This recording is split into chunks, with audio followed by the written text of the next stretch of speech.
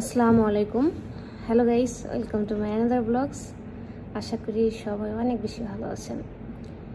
জর্ডানে 2024 সালে একজনের বেসিক বেতন কত, সেই বিষয় নিয়ে আজকের এই ভিডিওতে কথা বলবো।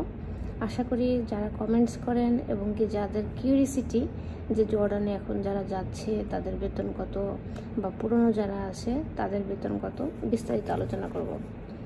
সো ভিডিওটি না টেনে শেষ পর্যন্ত দেখবেন। আর যদি আপনাদের কোনো কোশ্চেন থাকে কমেন্টস করে জানাতে পারেন, চেষ্টা করব সেই বিষয় নিয়ে ভিডিও তৈরি করতে।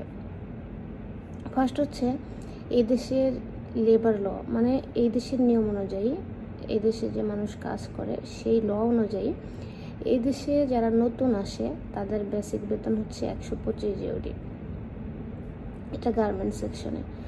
আর এই 125 জিওডিতে বাংলাদেশের কত টাকা আসে সেটা আমি আপনাদেরকে আগেও বলে দিয়েছিলাম যে 125 জিওডি যদি ক্যালকুলেট করি, 125 ইন্টু ধরেন এখন টাকার রেট 164, 20,500 টাকা হয় হচ্ছে আপনার বেসিক বেতন।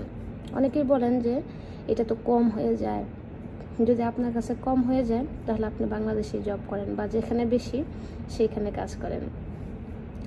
কারণ হচ্ছে 20,500 টাকা যদি আপনার বেসিক হয়, এইখানে আপনার ওভার টাইম অ্যাড হবে, এইখানে আপনার থাকা খাওয়া ফ্রি, এইখানে আপনার টিকিট কস্ট লাগে না, এইখানে আপনার মেডিকেল কস্ট, নর্মাল যে অসুখগুলো হয় সেগুলোর জন্য কস্ট লাগে না। কিন্তু যদি কেউ হাসপাতালে অ্যাডমিট হয়, মানে বড় ধরনের কোনো যদি সমস্যা হয়, সেক্ষেত্রে তার একটা অ্যামাউন্ট পেয়ার করতে হয়।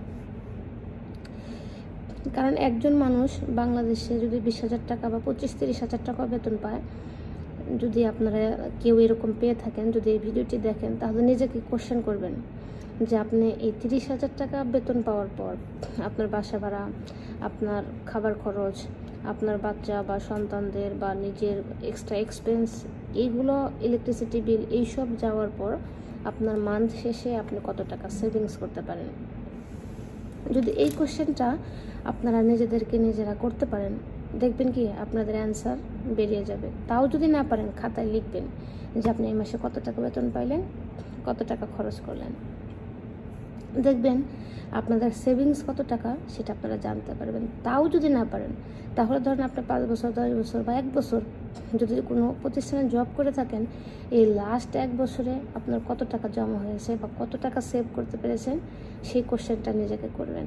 দেখবেন কি আপনাদের বের হয়ে আসবে যে আপনারা অ্যাকচুয়ালি কত টাকা সেভিং করতে পারছেন। আর জর্ডানে যদি কেউ আসে, সে চাইলে মিনিমাম মান্থলি 20,000 টাকা সেভিং করতে পারে। কারণ যেহেতু বেসিকই 20,500 টাকা, এর উপরে তার ওভার টাইম আসে। সো ওভার টাইমের টাকাটা যদি সে নিজের জন্য এখানে খরচও করে, বেসিক বেতনটা কিন্তু মানে 20,000 টাকা কিন্তু সে সেভ করতে পারে। প্লাস হচ্ছে যখন একজন মানুষ বিদেশ আসে, তখন কিন্তু তার খারাপ দিকও আছে। শুধু সেভিংস করতে পারলো তা না, আবার খারাপ দিকও আছে। তার পরিবারকে মিস করা, ইচ্ছা হলেও যেতে না পারা, এইসব কিন্তু সম্ভব না। আর 2024 সালে যারা আসছেন তাদের বেসিক বেতন এইটাই। আর এর আগে যারা আসছে, মানে আজ থেকে আর 10 বছর আগে, তখন এদের বেসিক বেতন ছিল 110 জিওডি। মানে তখন টাকার রেটও কম ছিল, 110 ইন্টু 108 টাকা ছিল টাকার রেট, মানে 11,880 টাকা ছিল। আর এখন এটা আস্তে আস্তে এই দেশের সরকার 125 টাকা করেছে।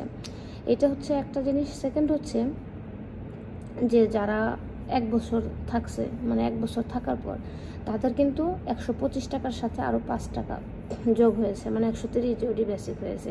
এরকম যে কয় বছর থাকবে প্রত্যেক বছর 5 টাকা করে, মানে এই দেশের 5 জিওডি করে তার বেসিক বেতনের সাথে ইনক্রিজ হতে থাকবে। সেক্ষেত্রে যখন দিন যাবে তখন তার বেতনটাও একটু বাড়বে। আশা করি আপনারা একদম ক্লিয়ার হয়ে গেছেন যে জর্ডানের এখন 2024 সালে বেতন কত, সেই বিষয়টা নিয়ে। যদি ভিডিওটি ভালো লাগে তাহলে আরও আপুদের সাথে, ভাইয়াদের সাথে শেয়ার করবেন। সবাই ভালো থাকবেন, সুস্থ থাকবেন। দেখা হবে আবার অন্য একটা ভিডিওতে, অন্য একটা টপিকস নিয়ে। আসসালামু আলাইকুম।